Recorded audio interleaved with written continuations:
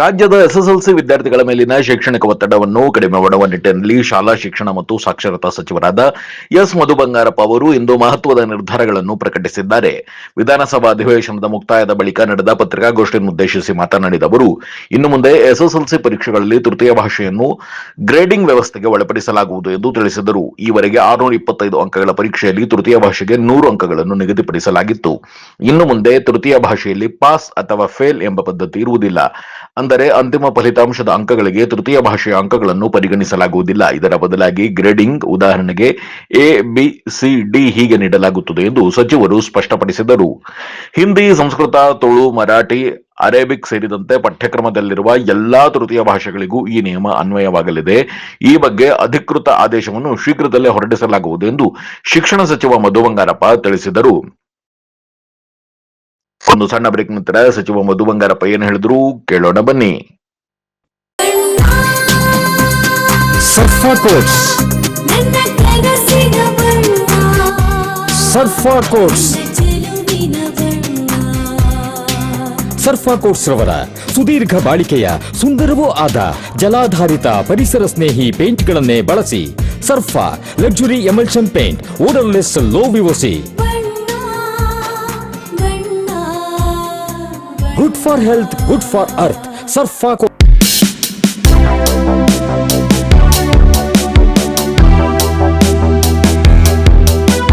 Hi, ಎಲ್ಲರಿಗೂ ನಮಸ್ಕಾರ. ನನ್ನ ಹೆಸರು ಮಂಜುನಾಥ್ ಅಂತ, ಮ್ಯಾಂಗೋ ಲೀಫ್ ಫಾರ್ಮರ್ಸ್ ಪ್ರೊಪ್ರೈಟರ್ ಮಾತಾಡ್ತಾ ಇರೋದು. ನಮ್ ಕಂಪನಿ ಇವತ್ತಿಗೆ ಸ್ಟಾರ್ಟ್ ಆಗಿ 14 ಇಯರ್ಸ್ ಆಯ್ತು. ಇಲ್ಲಿವರೆಗೂ ನಾವು ಟೋಟಲ್ 10,000 ಪಾಸ್ಪೋರ್ಟ್, 50,000 ಪ್ಲಸ್ ಡೊಮೆಸ್ಟಿಕ್ ಮತ್ತೆ ಇಂಟರ್ನ್ಯಾಷನಲ್ ಪ್ಯಾಕೇಜ್ ಮಾಡಿದೀವಿ. ನೀವು ನಿಮ್ಮ ಫ್ಯಾಮಿಲಿ ಜೊತೆ, ಫ್ರೆಂಡ್ಸ್ ಜೊತೆ ಟ್ರಿಪ್ ಹೋಗ್ಬೇಕಾ, ನೀವು ಎಂಜಾಯ್ ಮಾಡ್ಬೇಕಾ, ಇದೇ ಮಾರ್ಚ್ 28, 29 ಶಿವಮೊಗ್ಗದ ರಾಯಲ್ ಆರ್ಕಿಡ್ ನಡೀತಿರುವಂತ ಮ್ಯಾಂಗೋ ಲೀಫ್ ಫಾರ್ಮರ್ಸ್ ಬುಕಿಂಗ್ ಹಬ್ಬಕ್ಕೆ ಬನ್ನಿ. ಬುಕಿಂಗ್ ಮೇಳದಲ್ಲಿ ಅಡ್ವಾಂಟೇಜ್ ಏನು, ನಿಮಗೆ 5 to 10% ಡಿಸ್ಕೌಂಟ್ ಸಿಗುತ್ತೆ, ಗ್ರೂಪ್ ಡಿಪಾಸಿಟ್ಸ್ ಇರುತ್ತೆ. ಆಮೇಲೆ ನೀವು ಡೈರೆಕ್ಟ್ ಆಗಿ ವೆಂಡರ್ ಹತ್ರ ಮಾತಾಡೋದ್ರಿಂದ ನಿಮ್ದೇ ಕಸ್ಟಮೈಸ್ ಪ್ಯಾಕೇಜ್ ನ ಮಾಡ್ಕೋಬಹುದು. ಮತ್ತೆ ಕಾಂಪ್ಲಿಮೆಂಟರಿ ನಿಮಗೆ ಗಿಫ್ಟ್ ಇರುತ್ತೆ. ನಾವು ವುಮೆನ್ಸ್ ಡೇ ಮಂತ್ ಆಗಿರೋದ್ರಿಂದ ಲೇಡೀಸ್ಗೋಸ್ಕರ ಸ್ಪೆಷಲ್ ಗ್ರೂಪ್ ಗಳು ಮಾಡ್ತಾ ಇದೀವಿ. ಸ್ಪೆಷಲ್ ಗಿಫ್ಟ್ ಇದೆ, ಆಮೇಲೆ ಗಿಫ್ಟ್ ವೋಚರ್ಸ್ ಇದಾವೆ, ಕ್ಯಾಶ್ ವೋಚರ್ಸ್ ಇದಾವೆ. ಬಟ್ ಮ್ಯಾಂಗೋ ಲೀಫ್ ಅಲ್ಲೇ ಯಾಕೆ ಬರಬೇಕು, ನಿಮ್ ಕ್ವಶನ್ಸ್ ಬರ್ಬೋದು. ಯಾಕೆ ಬರಬೇಕು ಅಂದ್ರೆ ಪ್ರತಿಯೊಂದು ಗ್ರೂಪ್ ಅಲ್ಲಿ ನಮ್ದು ಕನ್ನಡ ಗೈಡ್ ಇರ್ತಾರೆ.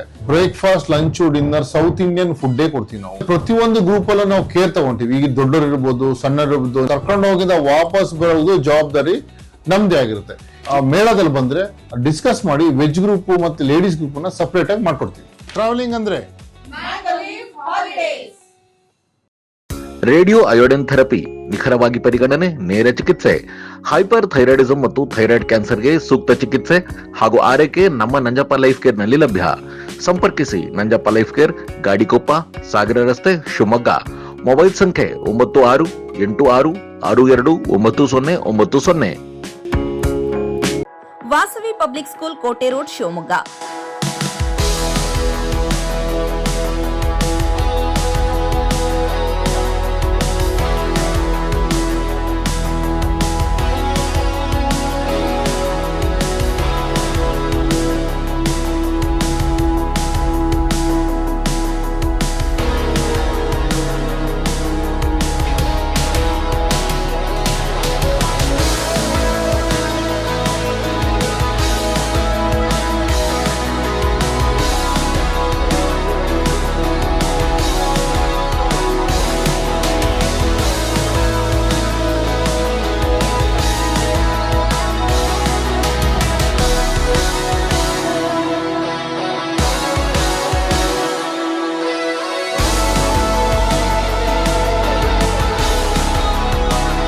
Bringing excellence to student. Admission open 2026-27. Nursery to 10th standard.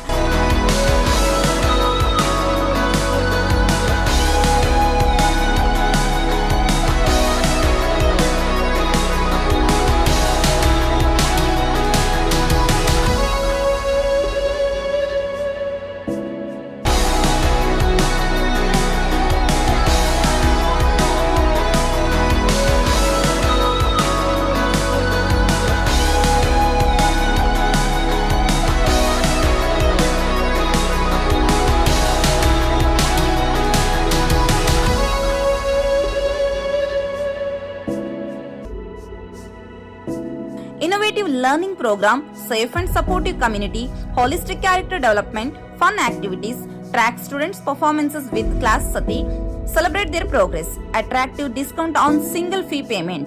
For admission, contact 97421 51421, 9900862246, 9964586181.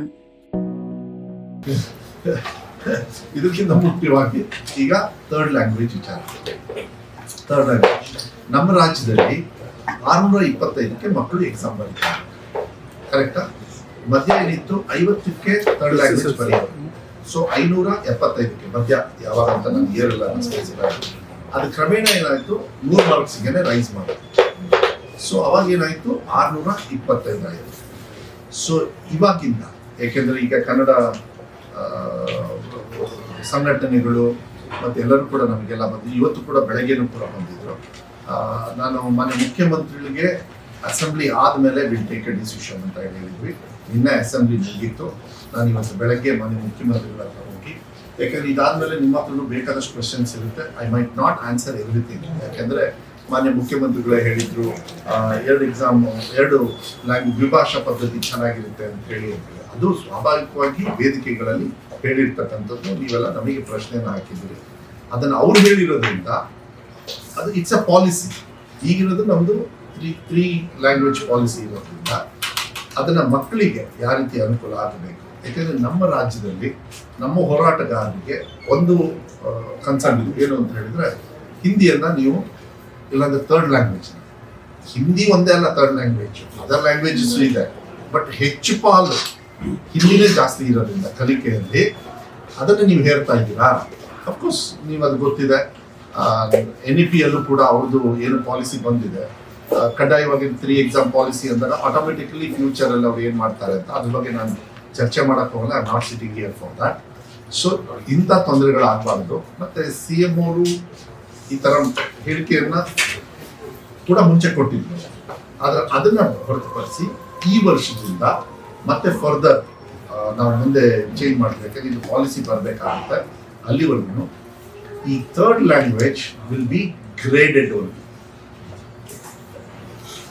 Means it will not be included in the Yes, final mark. yes. ಎಕ್ಸಾಮನ್ನ ಇವರು ಬರೆಯೋದು ಏನು 625 ಇತ್ತು, ಈ 100 ಮಾರ್ಕ್ಸಿಗೆ ಏನು ಬರಿತಾ ಇದ್ದಾರಲ್ಲ, that will be converted to grades and not reflecting on the results. 525, but ಇದು reflect ಆಗುತ್ತೆ ಗ್ರೇಡ್. ಯಾಕೆ ಅಂದ್ರೆ ಈಗ ನಾನು ನಿಲ್ಲಿಸ್ತೀನಿ ಅದೆಲ್ಲ ಮಾಡಿದಾಗ ನಮ್ಮ ಕನ್ನಡಿಗರೇ ಆ ಭಾಷೆನೇ ಹೇಳ್ಕೊಡ್ತಾ ಇದ್ದಾರೆ. ನಮ್ಮ ಕನ್ನಡಿಗರೇ ಆ ಭಾಷೆನೇ ಹೇಳ್ಕೊಡ್ತಾ ಇದ್ದಾರೆ. ಅಲೌಡ್ ಭಾಷೆ ಇದೆ. ನಾನು ಇದೇ ಭಾಷೆ ಅಂತ ಹೇಳೋದಿಲ್ಲ. ನಮ್ಮಲ್ಲಿ ಮೋಸ್ಟ್ಲಿ 13-14 ಭಾಷೆ ಇದ್ದಾವೆ. ಕನ್ನಡ, ಸಾರಿ ಹಿಂದಿ, ಕನ್ನಡ ನಮ್ಮ ಮದರ್ ಟಂಗ್ ಬಿಟ್ಟರೆ, ನಮ್ಮ ಮಾತೃಭಾಷೆ ಬಿಟ್ಟರೆ ಹಿಂದಿ, ತಮಿಳು, ತೆಲುಗು, ಸಂಸ್ಕೃತ ಇದೆಯಾ? ಸಂಸ್ಕೃತ ಇದೆ, ಮರಾಠಿ ಇದೆ, ತುಳು ಇದೆ. ಈಗ ತುಳು ಅವ್ರದ್ದು ನೆಕ್ಸ್ಟ್ ನಮಗೆ ಬ್ಯಾರಿಸ್ ಅವರು ನಿನ್ನೆ ಒಂದು ಇದನ್ನು ಕೊಟ್ಟರು. ತುಳು ಎಲ್ಲ ಹೆಂಗೆ ತಗೊಂಡಿದ್ದೀರ ಥರ್ಡ್ ಲ್ಯಾಂಗ್ವೇಜ್ಗೆ, ಅಟ್ಲೀಸ್ಟ್ ನಮಗೂ ಕೂಡ ಬ್ಯಾರಿಸ್ ಲ್ಯಾಂಗ್ವೇಜ್ ತಗೊಳ್ಳಿ ಅಂತ ಹೇಳಿ ಅವರವರು, ಯಾಕೆಂದ್ರೆ ಬ್ಯಾರಿಸ್ ನಿಗಮನೆ ಮಾಡಿದ್ದಾರೆ ಮಾನ್ಯ ಮುಖ್ಯಮಂತ್ರಿಗಳು. ಸೊ ಇದೆಲ್ಲ ಮಾಡಿದಾಗ ಅವರೆಲ್ಲ ಕೊಟ್ಟಿದ್ದಾರೆ.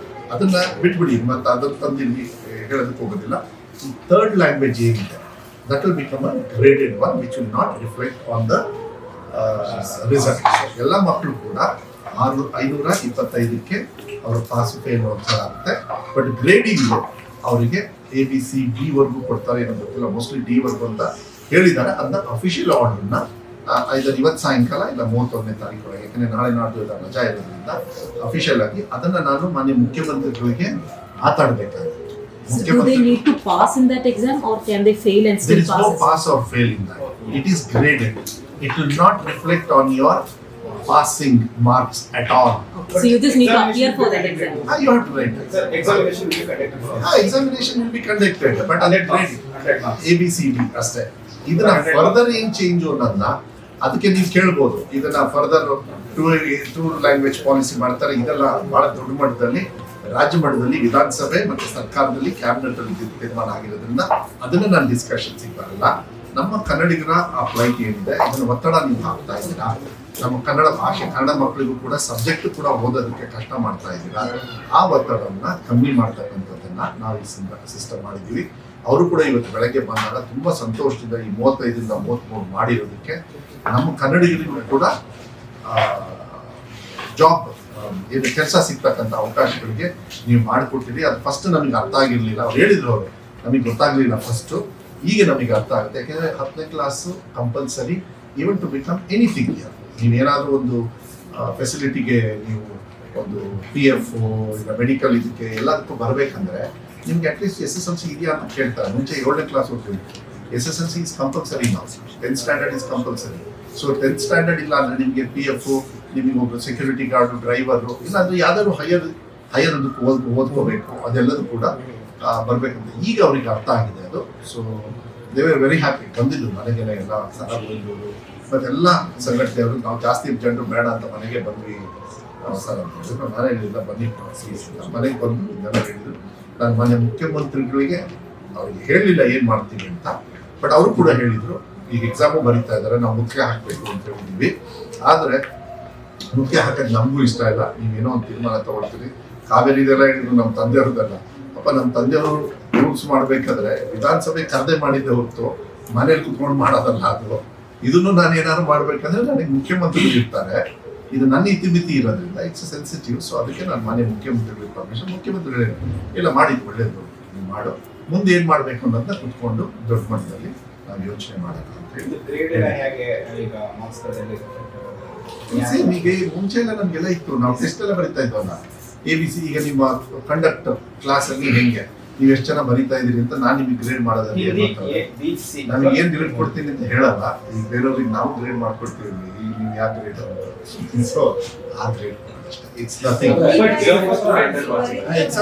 ಎಕ್ಸಾಮ್ ಬರ್ತಾರೆ, ಎಕ್ಸಾಮ್ ಸೇಮ್ ಕ್ವಶನ್ಸ್ ಎಲ್ಲ ಇರ್ತದೆ, but it is graded. So applicable to this SSLC? ಹೌದು, ಈಗ ನಡೀತಿದೆ ಫಸ್ಟ್ ಎಲ್ಲ ಆಲ್ ಗ್ರೇಡಿಂಗ್ ಎಕ್ಸಾಮ್ ಬರೀತಾರೆ ಎಕ್ಸಾಮ್ ಬರುತ್ತೆ. ಮಂಗಳವಾರ ಬರೀತಾರೆ. ಸರ್, ಈಗ ಸ್ಟೂಡೆಂಟ್ಸ್ ಕಂಪಲ್ಸರಿ ಎಕ್ಸಾಮ್ ಬರೆಯಲೇಬೇಕಾ ಅವರು ಅಥವಾ ಬರೆದಿಲ್ಲ? ಎಕ್ಸಾಮ್ ಏನಾಗ್ತದೆ ಅದು ತಪ್ಪಾಗುತ್ತೆ, ಪಾಲಿಸಿಯಲ್ಲಿ ತಪ್ಪಿದಾಗ್ತದೆ. ಎಕ್ಸಾಮ್ ಬರೀತಾರೆ. ಆಮೇಲೆ ಏನಾಗುತ್ತೆ ಇನ್ನೊಂದು ನೀವು ಅರ್ಥ ಮಾಡ್ಕೊಂಡು, ಈಗ ನಾನು ಎಕ್ಸಾಮ್ ಬರೆಸಲಿಲ್ಲ ಅನ್ಕೊಂಡು ಹಾಗಾದ್ರೆ ಟೀಚರ್ ಯಾಕೆ ಅಂತ ನೆಕ್ಸ್ಟ್ ನೀವು ಕ್ವಶನ್ ಕೇಳ್ತಾರೆ. ಯಾರವರು? ನಮ್ಮ ಕರ್ನಾಟಕದ ಜನರೇ, ಕರ್ನಾಟಕದ ಟೀಚರ್ಸೇ ಪಾಪ ಹಿಂದಿ ಓದಿ ಕನ್ನಡಿಗರಿಗೆ ಇವತ್ತು ಹಿಂದಿಯಾಗಿ ಹೊಟ್ಟೆಪಾಡಿಗೆ ಕಲಿಸಿದ್ದಾರೆ. ಇದು ನಾನು ಇವತ್ತು ಮಾಡಿದ್ದಲ್ಲ,